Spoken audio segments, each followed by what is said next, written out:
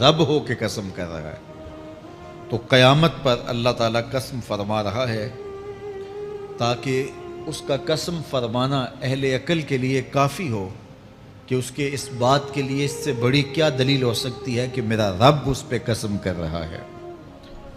اَيَحْسَبُ الْإِنسَانُ أَن لَّن نَّجْمَعَ عِظَامَهُ، اللہ تعالیٰ ارشاد فرماتا ہے کہ کیا آدمی یہ سمجھتا ہے کہ ہم ہرگز اس کی ہڈیاں جمع نہیں فرمائیں گے؟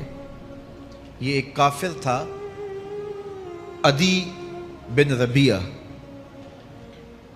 یہ مراد ہے یہاں انسان سے۔ ایک روایت کے مطابق ابو جہل بن ہشام مراد ہے۔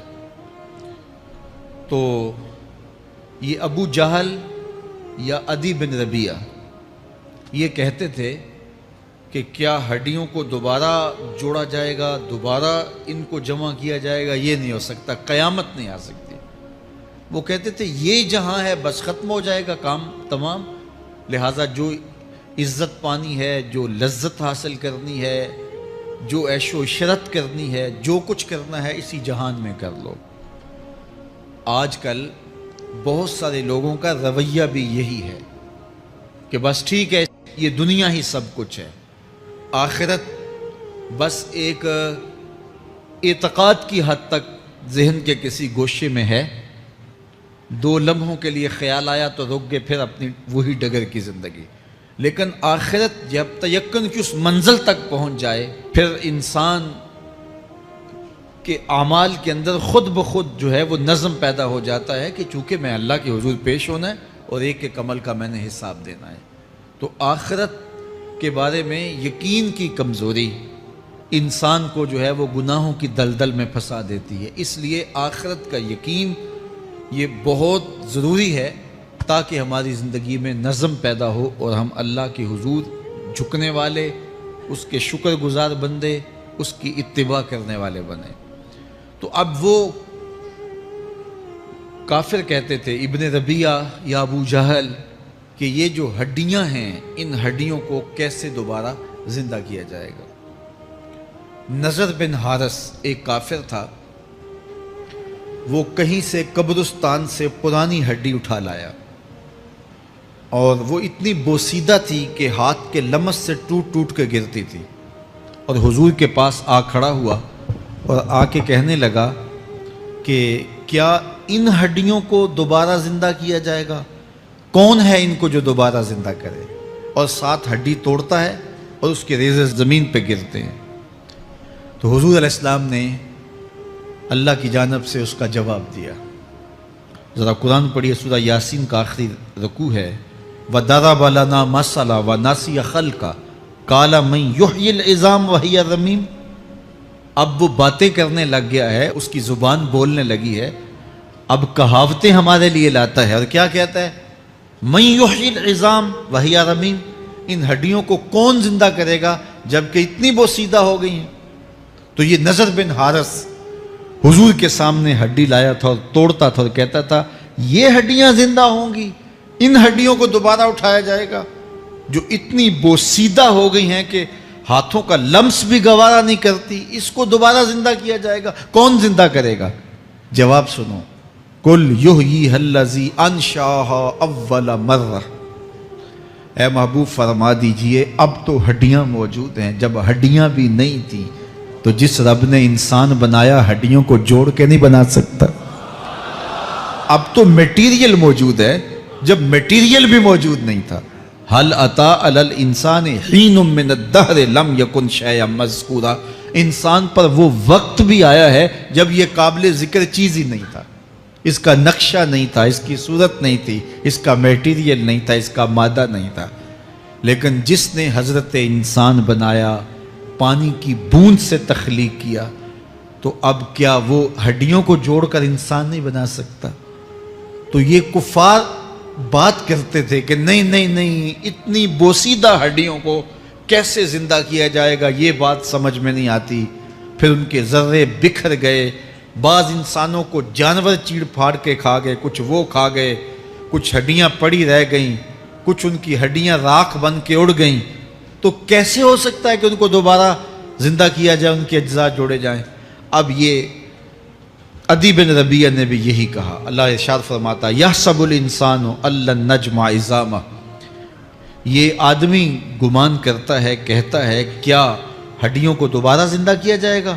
اللہ فرماتا ہے کیوں نہیں، ہم اس بات پہ قادر ہیں کہ اس کے انگلیوں کے پور پور کو دوبارہ کھڑا کر دیں، اور اس کے اجزاء جو بکھرے ہوئے ہیں ان کو ہم اکٹھا کر کے دوبارہ ان کو جوڑ دیں. ہمارے لیے کوئی مشکل نہیں ہے. لیکن یہ اس کا خیال ہے کہ ہڈیوں کو کیسے جوڑا جائے گا. لیکن سورہ یاسین میں جو دلیل دی اس پہ کس قدر جو ہے وہ اشش کرنے کو جی چاہتا ہے. فرمایا کہ کل یحییھا الذی انشأھا اول مرہ، یہ کہتے ہیں یہ ہڈیاں کون جوڑے گا؟ کہا جب ہڈیاں بھی نہیں تھی، جس نے ہڈیاں بنائی اس کے لیے جوڑنا کیا مشکل ہے. تو یہ عجیب تم نے بات کی. تو اللہ تعالیٰ جل شانہ قیامت کے دن ہمارے وجود دوبارہ اٹھائے گا اور اپنے حضور بندوں کو کھڑا کرے گا اور ان سے سوال پوچھے گا. یہ نہیں ہے کہ جو مرضی کرتے گئے. ایک آدمی نے ظلم کیا، جبر کیا، زیادتیاں کی، لوگوں کا حق لوٹا، لوگوں کا مال غصب کیا، عزتیں پامال کی، اور اتنا مؤثر تھا کہ عدالتیں وہ خرید لیتا تھا، کچہریاں وہ خرید لیتا تھا، پولیس وہ خرید لیتا تھا، کوئی سے پوچھنے والا نہیں تھا، اس کی بات چلتی تھی، اس کا فون چلتا تھا، اس کا رکا چلتا تھا، عیش و عشرت کی زندگی گزاری اور مر گیا. ہزاروں کے حق غصب کر کے، ہزاروں کا مال ہڑپ کر کے، لوگوں کی آبروئیں لوٹ کے مر گیا اور قبر میں چلا گیا. بس قصہ ختم. اب نہ وہ اٹھے گا نہ اس سے حساب لیا جائے گا. تو پھر انصاف کہاں گیا؟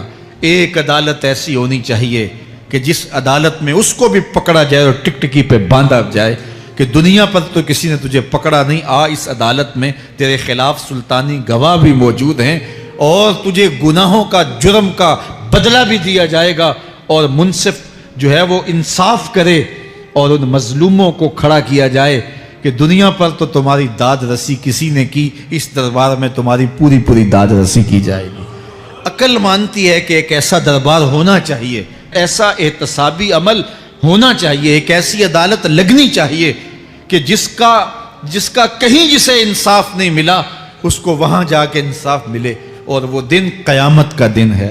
اس کا یقین زندگی میں نظم پیدا کر دیتا ہے اور تھر تھر بدن کانپتا ہے کہ آج اگر ہم مؤثر بھی ہو جائیں اور کسی کے سامنے جواب دہ نہ ہوں، لیکن ایک عدالت تو ہے جہاں ہم نے جواب دہ ہونا ہے اور اپنے ایک ایک عمل کا حساب دینا ہے. تو اللہ ارشاد فرماتا ہے کہ اس عدالت کے سامنے تم نے پیش ہونا ہے. تمہارے جوڑ جوڑ کو اللہ تعالیٰ دوبارہ کھڑا کرے گا اور اس کو دوبارہ تخلیق کرے گا اور پیدا کرے گا، اور تم دوبارہ کھڑے ہو جاؤ گے، اس کے حضور پیش ہوگے.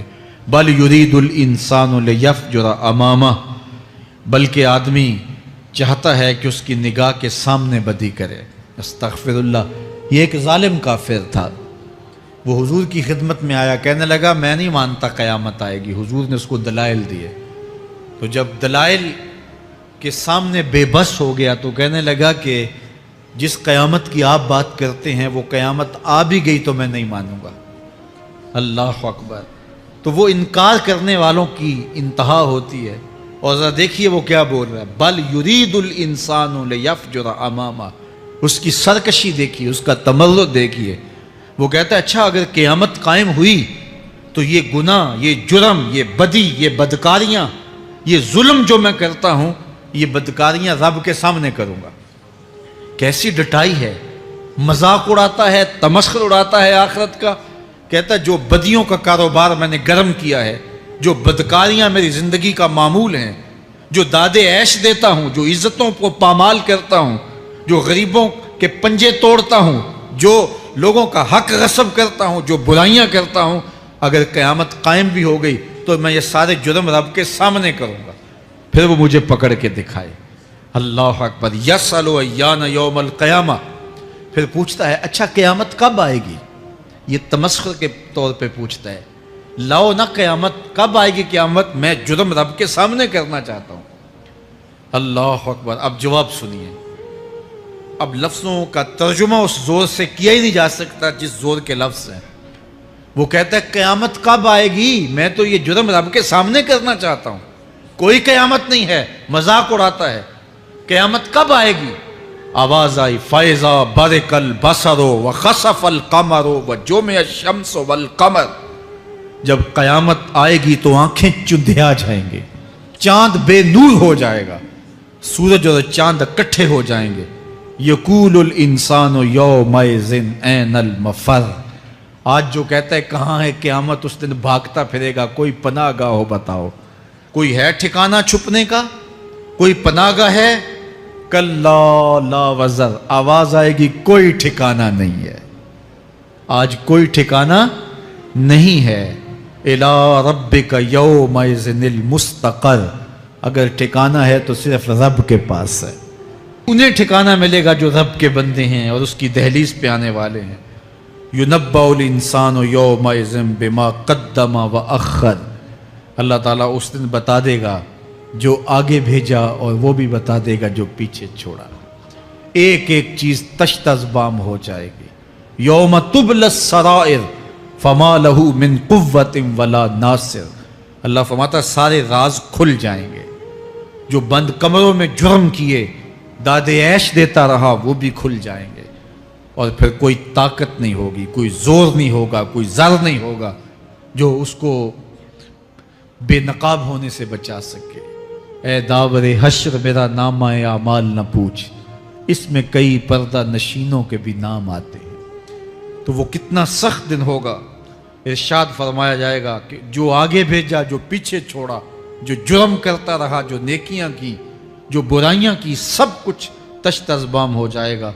بل الانسان علی نفسہ بصیرہ، بلکہ آدمی خود اپنے حال پر اچھی طرح خود آگاہ ہے۔ ہم اسے نامہ اعمال کے دفتر دیں گے جہاں سب کچھ لکھا ہوگا۔ قرآن بتاتا جب نامہ اعمال سامنے آئے گا تو وہ بے ساختہ پکار اٹھے گا، ما لہذا الکتاب لا یغادر صغیرۃ ولا کبیرۃ الا احصاها، ہائے اس کتاب کو کیا ہوا، اس نے چھوٹی بڑی کوئی بات نہیں چھوڑی، سب کچھ لکھ دیا۔ نامہ اعمال سامنے ہوگے، زمین بولے گی، ہاتھ پاؤں بولیں گے، فرشتے بولیں گے، کرامن کاتبین بتائیں گے یہ کیا کیا جرم کرتا رہا، کیا کیا گناہ کرتا رہا۔ تو اس دن ہر شے سامنے آ جائے گی، تو یہ تو ثبوت ہوں گے ہی ہوں گے، لیکن اللہ فرماتا ہے ثبوت تو اپنی جگہ، لیکن بل الانسان علی نفسہ بصیرہ، کیا انسان کو خود نہیں پتا کہ وہ کہاں کھڑا ہے؟ اس کو اپنے جرائم کی فہرست خود یاد ہے، اس کے ضمیر پہ خود اس کا بوجھ موجود ہے، اسے یہ نامہ اعمال نہ بتاتے، فرشتے نہ بتاتے، پھر بھی اسے پتا تھا کہ میں کیا ہوں اور کہاں میں نے جرم کیا ہے۔ وَلَوْ أَلْقَى مَعَاذِيرَهُ، اللہ اکبر، اگر اس کے پاس جتنے بہانے ہوں سب لا ڈالے، جب بھی کوئی اس کا بہانہ نہیں سنا جائے گا۔ قیامت کا دن ہوگا، دنیا کے اوپر تو بہانوں سے انسان بچ نکلتا ہے، کوئی جھوٹ بول لیا، کوئی جھوٹا گواہ پیش کر دیا، کوئی مکر کر لیا، کوئی رشوت چل گئی، کوئی سفارش کام آ گئی، کوئی بہانہ تراش لیا، بات کو توڑ موڑ کے پیش کر لیا۔ لیکن قیامت کا جب دن ہوگا تو کوئی نہ جھوٹا گواہ چلے گا، نہ رب کی پولیس رشوت لیتی ہے، نہ وہاں انصاف کے خلاف کوئی کام ہوگا، اور نہ ہی کوئی بہانہ چل سکے گا۔ اللہ اکبر۔ دوسری بات مفسرین نے یہ بھی لکھی کہ بعض اوقات یہ ہوتا ہے کہ انسان اپنے گناہ پر، اپنے جرم پر کوئی بہانہ تلاش کر کے لوگوں کو مطمئن کر لیتا ہے۔ جو اس نے جرم کیا، کسی سے زیادتی کی، کسی کا حق غصب کیا، تو لوگوں نے ملامت کی تو وہ کوئی بہانہ تلاشتا ہے اور لوگوں کو مطمئن کر لیتا ہے۔ بعض اوقات لاجواب کر دیتا ہے، بعض اوقات مطمئن بھی کر لیتا ہے۔ وہ لوگوں کو تو مطمئن کر لیتا ہے لیکن وہ خود مطمئن نہیں ہو سکتا۔ جس نے جرم کیا ہوتا ہے، جرم اس کو اندر سے ڈستا رہتا ہے، اس کا ضمیر اس کو ٹھوکریں مارتا رہتا ہے، اندر کی بے چینی اسے تنگ کرتی رہتی ہے، اگرچہ وہ دلائل سے، مکر و فریب سے، باتوں کو توڑ موڑ کے عذر کر لیتا ہے، کوئی بہانہ بنا لیتا ہے، لیکن اس کے باوجود اس کے اندر کوئی چین، اندر کوئی اطمینان نہیں ہوتا۔ اللہ اکبر۔ تو مجرم بے چین رہتا ہے۔ آج ہماری بے چینیوں کا ایک سبب ہمارا مالک کی دہلیز سے منہ موڑنا اور بہت سارے دیدہ نادیدہ گناہوں کا ارتکاب کرنا ہے۔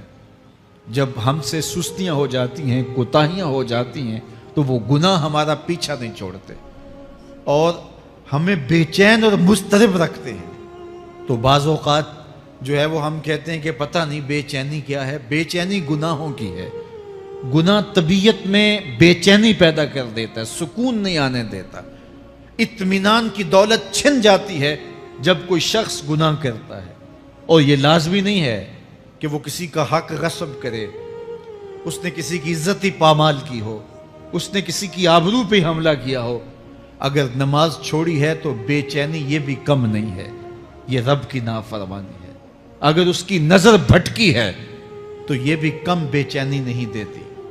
اگر اس کا خیال بہکا ہے، اس نے زبان سے کسی کو دکھ دیا ہے، اس نے کسی کے لیے سب و شتم کا انداز اختیار کیا ہے، گالی گلوچ کا رنگ اختیار کیا ہے، تو پھر کیا ہوا کہ یہ بے چینی اندر کو توڑتی رہتی ہے.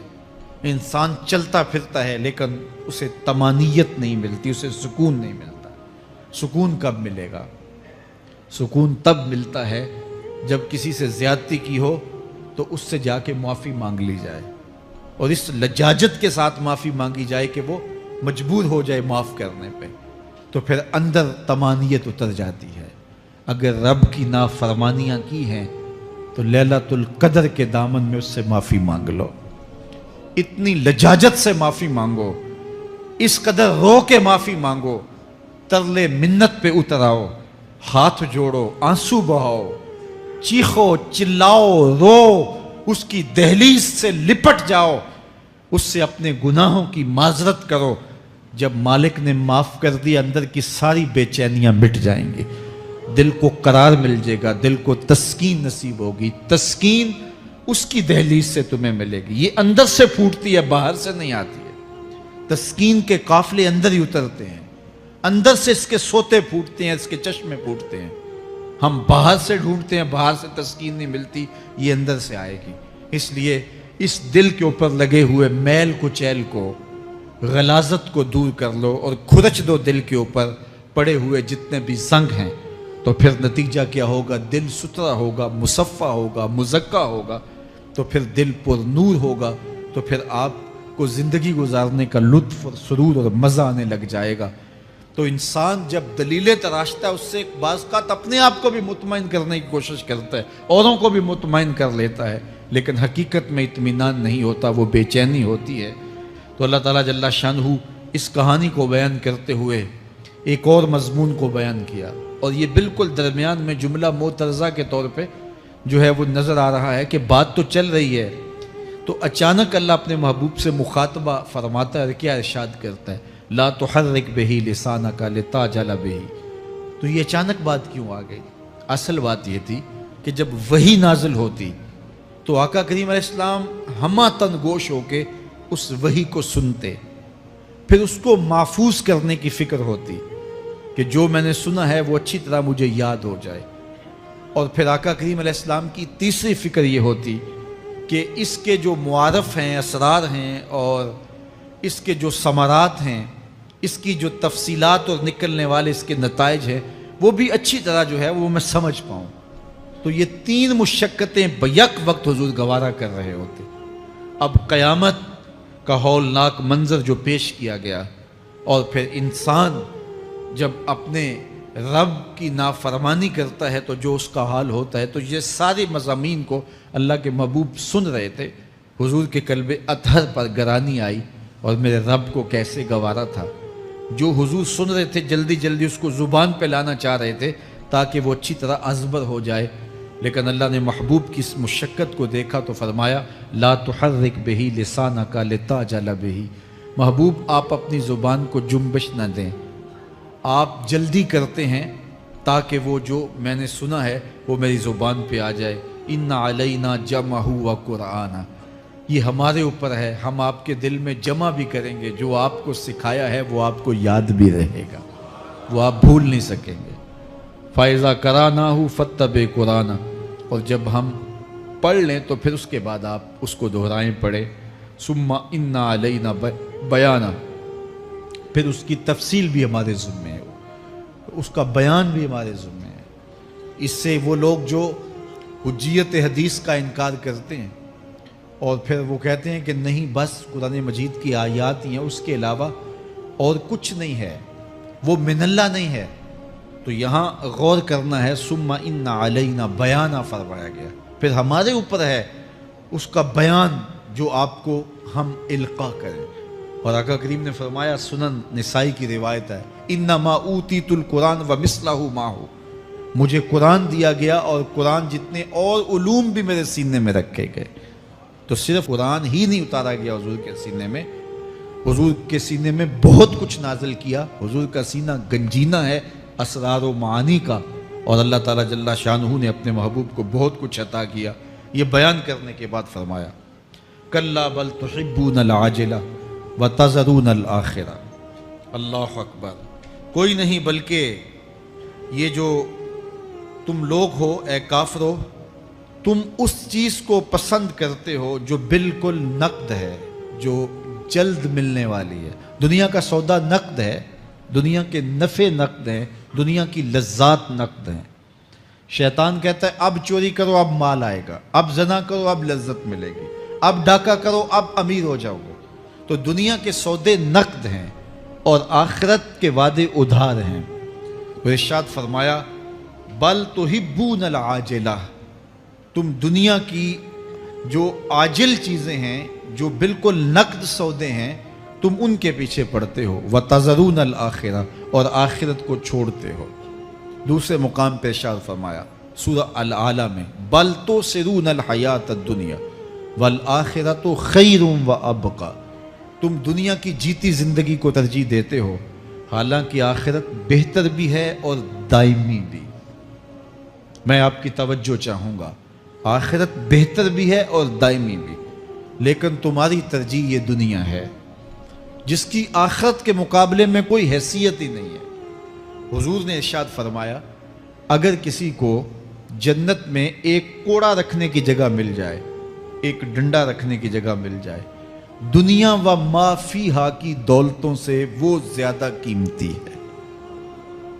7 براعظموں پہ پھیلی ہوئی کائنات، سمندروں کی تہوں میں قیمتی موتی، پہاڑوں کے دامن میں قیمتی معدنیات، مالیاتی اداروں کے پاس سرمائے، لوگوں کے پاس دولت کے انبار، یہ سارے اکٹھے کر لیے جائیں اور ان کی قیمت لگائی جائے، اور جنت میں ایک ڈنڈا رکھنے کی جگہ، ایک عصا رکھنے کی جگہ، ایک کوڑا رکھنے کی جگہ، وہ جگہ پھر بھی زیادہ قیمتی ہے۔ پراپرٹی ویلیو ہوتی ہے نا، وہ کہتے ہیں کہ دور دراز دیہات سے 10 ایکڑ فروخت کریں تو یہاں ہمارے بائی پاس پہ اگر لیں تو 1 کنال جگہ آئے گی، 10 ایکڑ فروخت کر کے یہاں 1 کنال ملے گی۔ اور اگر آپ مزید اس کو فروخت کر کے مزید جو ہے وہ کسی مہنگے علاقے میں چلے جائیں تو ہو سکتا ہے 2 مرلے اس 10 ایکڑ کے مقابلے میں آئیں۔ تو اس طرح مختلف جگہوں کی پراپرٹی ویلیو ہوتی ہے۔ اللہ کے محبوب جنت کی پراپرٹی ویلیو بتا رہے ہیں۔ 7 براعظموں پہ پھیلی ہوئی کائنات کو ایک پلڑے میں رکھیں، پوری دنیا کے اندر جو سرمائے ہیں، جو ماضی میں سرمائے لوگوں نے خرچ کر لیے، جو حال میں موجود ہیں، جو آنے والے ادوار میں لوگوں کے پاس آئیں گے، قارون کا خزانہ اور سرمائے سارے اکٹھے کر کے ایک پلڑے میں رکھ دیں، جنت میں ایک عصا رکھنے کی جگہ پھر بھی زیادہ قیمتی ہے۔ تو پھر دنیا کی آخرت کے مقابلے میں قیمت کیا ہوئی؟ دنیا کی جنت کے مقابلے میں ویلیو کیا ہوئی؟ اور جنت میں سب سے کم جگہ کس کو ملے گی؟ جو سب سے آخر میں جائے گا۔ ظاہر ہے سب سے کم جگہ اسی کے پاس ہوگی جو سب سے آخر میں جہنم کے دھکے کھا کھا کے، رگڑے سہ سہ کے پھر آخر میں جنت میں جائے گا۔ سب سے تھوڑی جگہ اس کے پاس ہوگی۔ حدیث پاک میں آتا ہے، بخاری میں آتا ہے، حضور نے ارشاد فرمایا کہ جب جہنم سے آخری جہنمی نکالا جائے گا تو اللہ تعالیٰ اسے پوچھے گا، بتا تیری کوئی آرزو؟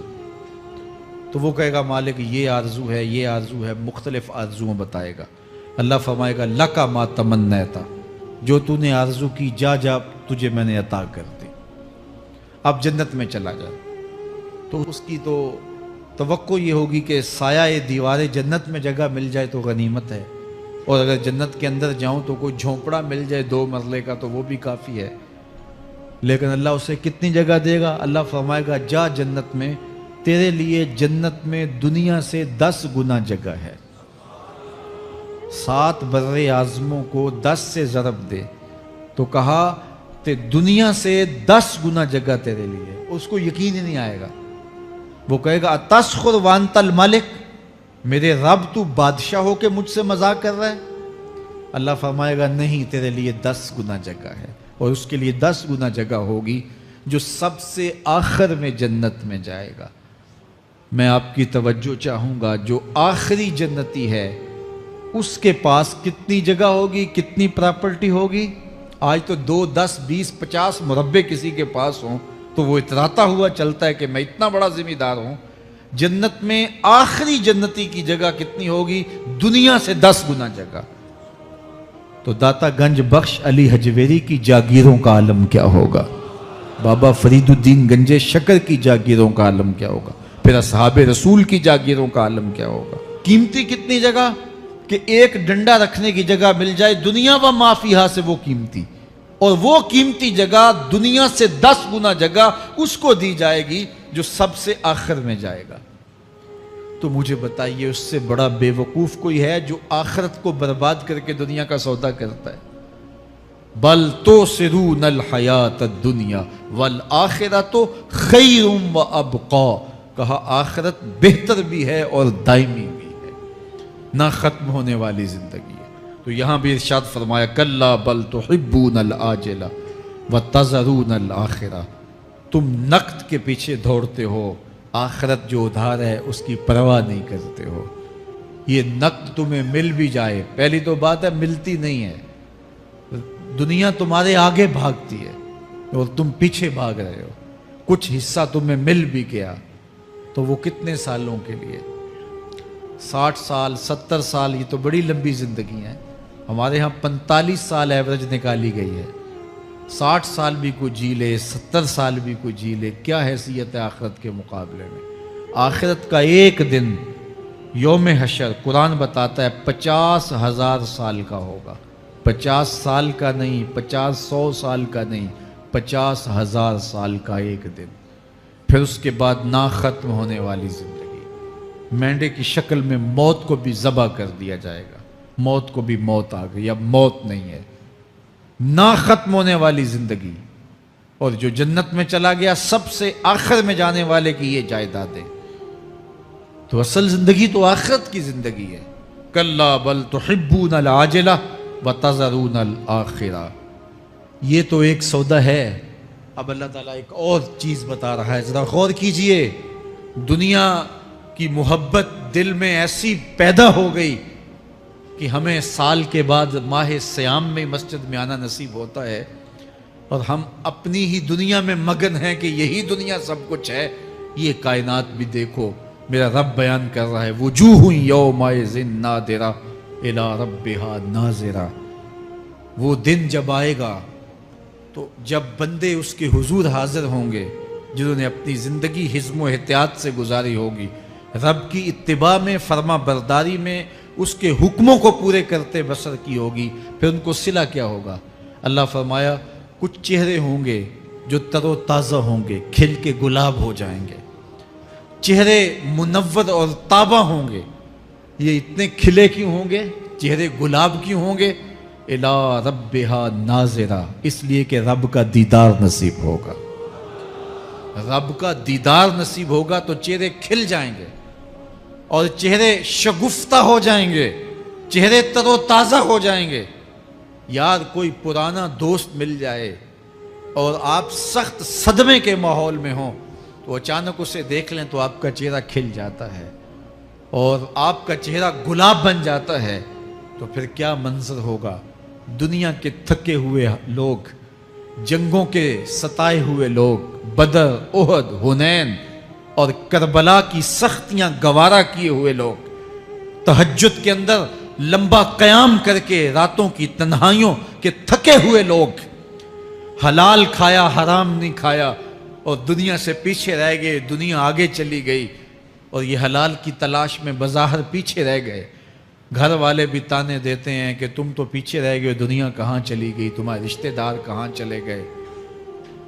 تانے اور तानो तशनी के बरसते तीर सहे सारी जिंदगी गुजार दी। दुखों के मारे हुए ये शख्स जब क़यामत के दिन अपने रब के हुजूर जाएंगे तो अल्लाह रुख अनवर से निकाब हटा देगा। फिर क्या होगा? अल्लाह का दीदार होगा तो ये चेहरे खिल जाएंगे, सारी थकन उतर जाएगी, जन्म जन्म की सारी थकन उतर जाएगी और चेहरे शगुफ्ता गुलाब बन जाएंगे। अल्लाह फरमाएगा देखो इनके चेहरे कैसे खिले हुए, वजूह यौमाइज़िन नादिरा इला रब्बिहा नाज़िरा। ये तो खुशनसीब लोगों के चेहरे हैं। व वजूह यौमाइज़िन बासिरा, और फिर उस दिन कुछ मुंह बिगड़े हुए होंगे। कैसे बिगड़े होंगे? पाँव में दर्द हो तो चेहरे पर बगाड़ होता है, पेट में दर्द हो तो चेहरा अच्छा दिखाई नहीं देता, कान में दर्द हो, आंख में दर्द हो, सर में दर्द हो तो चेहरा बिगड़ जाता है। और इनके चेहरे इतने बिगड़े होंगे, कोई आने वाला खौफ तारी हो तो चेहरे बिगड़ जाते हैं। और इंसान के चेहरे की हवाइयाँ उड़ी होती हैं, अब इनके चेहरों की हवाइयाँ उड़ी होंगी। क्यों? कुरान बताता है तज़ुन्नु अन युफ़अला बिहा फ़ाक़िरा, ये डर रहे होंगे कि हमारे साथ अब जो सलूक होने वाला है वो कमर की हड्डी तोड़ देगा। हमने रब के हुक्मों को तोड़ा, हमने परवाह ही नहीं की। हम समझे दुनिया में आए हैं तो हमारी दुनिया है, आवारा हों, ख्वाहिशात नफ्स के मुताबिक जिंदगी गुजारें, आंखें बेहयाई में लगी रहीं, सोचें आवारगी में लगी रहीं, कान नगमे सुनते रहे, जुबान झूठ बकती रही, जुल्मो जबर का बाजार गर्म रखा, इस्मतें इज्जतें पामाल करता रहा, लोगों का माल लूटता रहा, हक गसब करता रहा, कलेजी और दिल चीरता रहा, लोगों को जख्मी करता रहा, लोगों के जज्बात से खेलता रहा। परवाह नहीं की कि ये दुनिया है, इम्तिहान गाह है, चंद दिनों के लिए आए हैं, अल्लाह के हुजूर पेश होना है, अमलों का हिसाब होना है। अब जब वो देखेंगे कि हमारे साथ क्या होने वाला है तो उनके चेहरे पहले बिगड़ जाएंगे। क्यों? वो गुमान करेंगे कि उनकी रीढ़ की हड्डी तोड़ दी जाएगी। ऐसे अजाब आएंगे जिस तरह किसी की रीढ़ की हड्डी टूट जाए तो उसका चेहरा शगुफ्ता गुलाब तो नहीं होता, उसका चेहरा जो है वो तो किस कदर मुरझाया हुआ होता है। तो अल्लाह इरशाद फरमाता है इस तरह इनके चेहरे होंगे। अभी अजाब आया नहीं है लेकिन चेहरे पहले उतरे हुए होंगे, और जब अजाब की भट्टी में डाले जाएंगे, अल्लाह अकबर। और वो सख्त अजाब, हुजूर ने जिब्रील अमीन से पूछा मुझे जहन्नुम के अजाबों का जिक्र सुनाओ। अर्ज़ की हुजूर सबसे हल्के अजाब की कहानी सुनाता हूँ, और वो ये कि जहन्नुमी के पाँव में आग का जूता रखा जाएगा, बाकी पूरा बदन उसका सलामत होगा। ये सबसे हल्के अजाब की कैफियत है। अब पाँव में आग का जूता होगा, हिद्दत, गर्मी, शिद्दत इतनी होगी कि दिमाग पिघल के नाक और कानों के रास्ते से बाहर आ जाएगा। पाँव में रखे हुए जूते की गर्मी दिमाग को ऐसे चढ़ेगी कि वो पिघल जाएगा और नाक और कानों के रास्ते से बाहर आ जाएगा। तो अल्लाह के अजाब के खौफ से चेहरे बिगड़ जाएंगे, हालत सलामत नहीं रहेगी। ये बात ज़हन में रखें कि अल्लाह जिसको जहन्नुम में डालेगा उसको इस सूरत में नहीं डालेगा, ये मुहम्मदी सूरत है। ये शक्ल उसकी छीन ली जाएगी और उसकी शक्ल बड़ी कर दी जाएगी। उसका एक एक दांत ओहद पहाड़ जितना होगा। ओहद पहाड़ का फैलाव 15 किलोमीटर पे है। 15 किलोमीटर का एक दांत और 32 दांत कितने होंगे तो मुंह कितना बड़ा होगा। उसको इतना बड़ा इसलिए किया जाएगा ताकि वो अजाब की तकलीफ ज्यादा सहे। 70 गज मोटी खाल होगी और खाल जल जाएगी तो अल्लाह कुरान में फरमाता है हम नई खाल दे देंगे ताकि अजाब की तकलीफ इसको गवारा करनी पड़े। फिर चीखेगा, चिल्लाएगा, हाय मुझे पानी दो, पानी दो, प्यास की शिद्दत है। 70 साल तक तो उसकी कोई आवाज ही नहीं सुनेगा। 70 साल के बाद दारोगा जहन्नम चीख कर कहेगा क्या मांगता है? वो बोलेगा मुझे पानी चाहिए। कहा जाएगा तो अभी मिलता है पानी। फिर दारोगा जहन्नम उसे पानी देगा, कोका कोला की बोतल देगा या पेप्सी थमा देगा या मिनरल वाटर की बोतल देगा?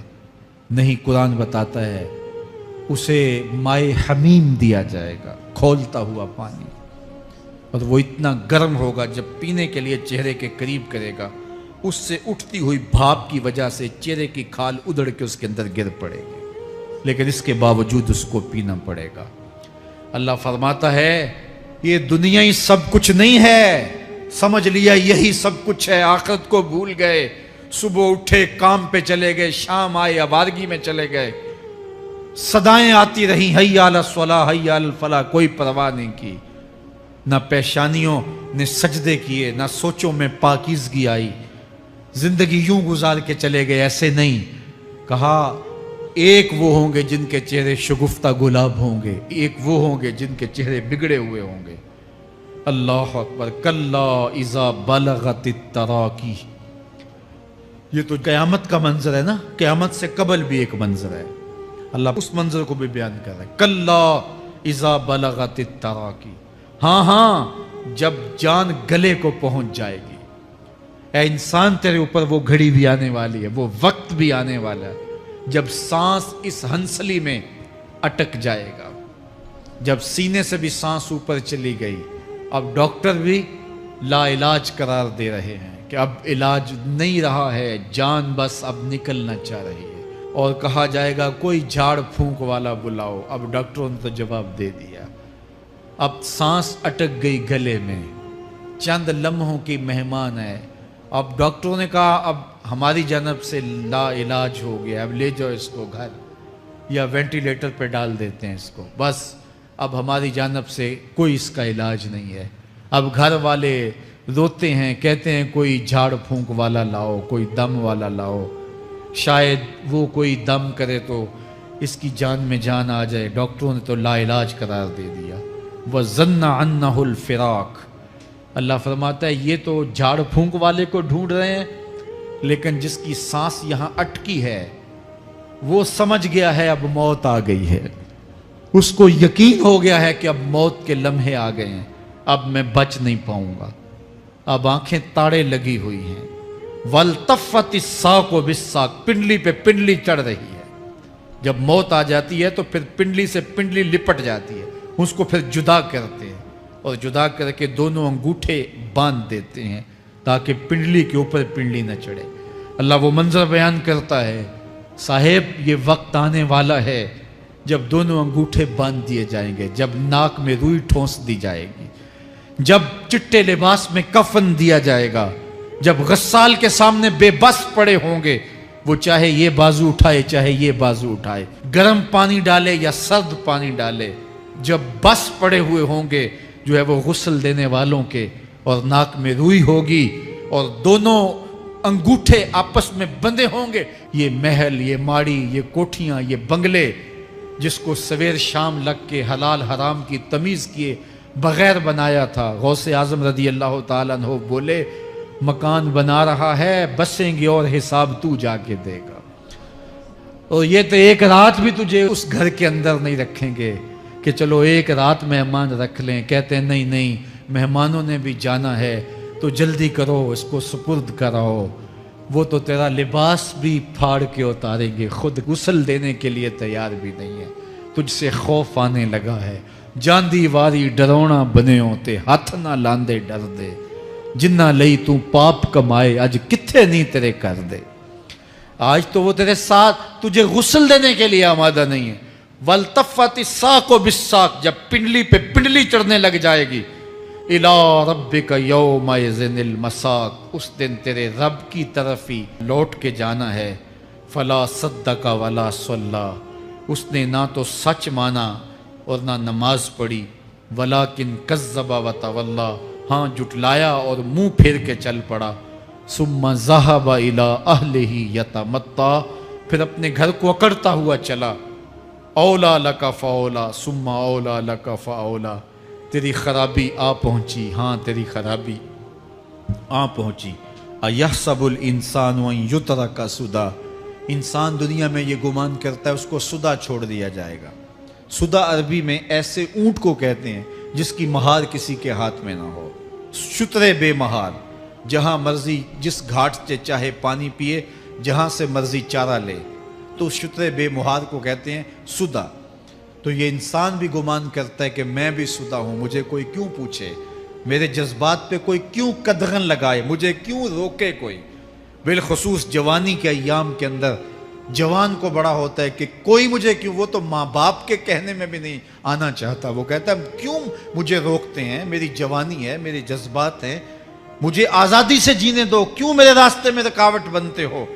मैं सुदा हूँ اللہ فرماتا ہے نہیں، ایک اونٹ تو سدا ہو سکتا ہے، جس کو میں نے اشرف المخلوقات بنایا ہے اس کو تو سدا نہیں چھوڑوں گا، اس کو تو پابند بناؤں گا حکام کا۔ اب وہ کہتا ہے کہ نہیں نہیں، یہ کیسے دوبارہ اٹھائے جائیں گے؟ اب دوبارہ وہی بات پھر آ گئی، الم یکن نطفۃ من منی یمنا۔ اللہ فرماتا ہے ایک بوند تھی نا، پانی کا ایک قطرہ تھا جو رحم مادر میں رکھا گیا، ثم کان علقہ، پھر وہ پانی کا قطرہ لوتھڑا بنا، فخلق فسوی، پھر اللہ نے اسے پیدا فرمایا اور پھر ٹھیک ہموار کیا، فجعل منہ الزوجین الذکر والانثی، پھر اس سے وہ جوڑ بنائے، کوئی مرد بنایا کوئی عورت بنائی۔ کہا اب غور کر، اب تیری آنکھیں دیکھتی ہیں، بجلیاں چمکتی ہیں، تیری زبان کا طوطی بولتا ہے، لوگ اشش کرتے ہیں تیری گفتگو پہ، تیری گفتار پہ صدقے جاتے ہیں، تیرے لہجے کے جمال کو دیکھتے ہیں، تیرے سینے کا زور، تیرے پنجوں کی طاقت، تیری دماغ کی تیزیاں اور تیری سوچوں کے اجالے، تیری زوردار ٹانگیں، تیرے کڑیل بازو اور تیری چوڑی چھاتی اور تیرے گلاب کی پتیوں جیسے ہونٹ، اے انسان یہ سب کچھ کہاں تراشا گیا؟ ماں کے رحم میں، اس تاریکی میں جو 3 پردوں میں تھی، تیرا سر تیرے گھٹنوں میں تھا، اور تیرے رب نے وہاں تیرے اندر نسوانیت یا رجولیت کی صلاحیتیں پیدا کی، تیری آنکھوں میں چمک پیدا کی، تیرے کانوں میں نغمے بکھیرے، تیری زبان کے پٹھوں پہ قوت ذائقہ رکھی، تجھے بولنے کی صلاحیت دی، تیرے پنجوں میں زور رکھا۔ آج تو مفتی شہر ہے، آج تو علامۃ الدہر ہے، آج تو قاضی القضات ہے، آج تو منسٹر ہے، آج تو وزیر اعظم ہے، آج تو پہلوان ہے، آج تو شہزادہ ہے، آج تو بادشاہ ہے، آج تو زوراور ہے، آج تیری طاقت کے کیا کہنے، آج شیروں کو تو نچا لیتا ہے، ہاتھیوں کو تو بٹھا لیتا ہے، آج تو بڑا زوراور گھڑ سوار ہے، آج تیری طاقت کے کیا کہنے، تو کشتی کرتا ہے، زمانہ دیکھنے آتا ہے، آج تیری طاقت کے شوہرے ہیں، تیری عظمت کے تنتنے ہیں، لیکن انسان تو ایک ناپاک قطرہ تھا اور رحم مادر میں تھا، تیرے اندر یہ رنگ کس نے بھرے، تیرے کانوں میں نغمے کس نے رکھے، تجھے دماغ کی قوتیں کس نے دی، زبان کو بولنا کس نے سکھایا، آنکھوں میں توانائیاں کس نے رکھیں، تیری زبان کا طوطی بولتا ہے، یہ سلیقے کس نے دیے؟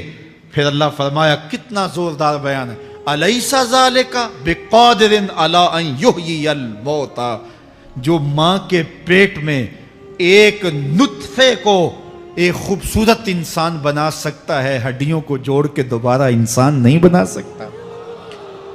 کیا وہ دوبارہ تجھے کھڑا نہیں کر سکتا اپنے سامنے پیش ہونے کے لیے، جس کے حکموں کو تو نے توڑا ہے، جس کے فرامین کا تو نے مذاق اڑایا ہے؟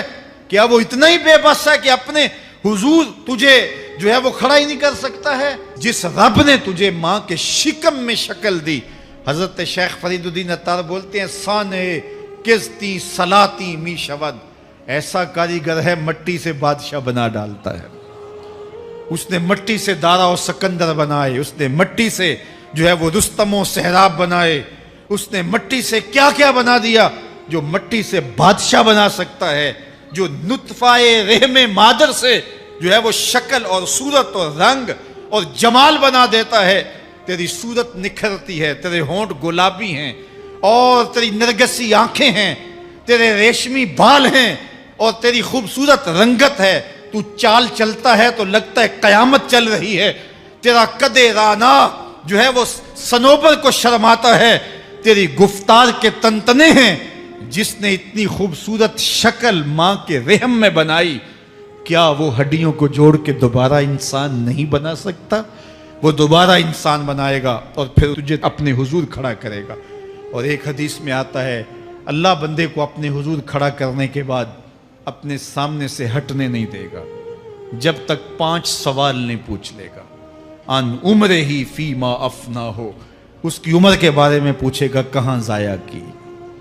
میں نے تجھے زندگی دی، 60 سال 70 سال 40 سال 50 سال، اس زندگی کو کہاں گزار کے آیا ہے؟ ان شبابہ فیما ابلاہو، اس کی جوانی کے بارے میں پوچھا جائے گا، جوانی کہاں گزار کے آیا ہے؟ مجنو تو نہیں بنا رہا، خواہشات کا اسیر تو نہیں ہو گیا، دیوانوں کی طرح زندگی تو نہیں گزار کے آ گیا؟ تیری جوانی کسی چوک میں تو نہیں گزری، تیری جوانی آوارگی میں تو نہیں گزری، ساری رات سوشل میڈیا کے اوپر گندگی اور غلاظتیں تو نہیں دیکھتا رہا؟ تیری زندگی گزری کہاں ہے؟ تیری جوانی گزری کہاں ہے؟ اگر کوئی جواب نہ ہوا تو پھر کیا جواب دے گا؟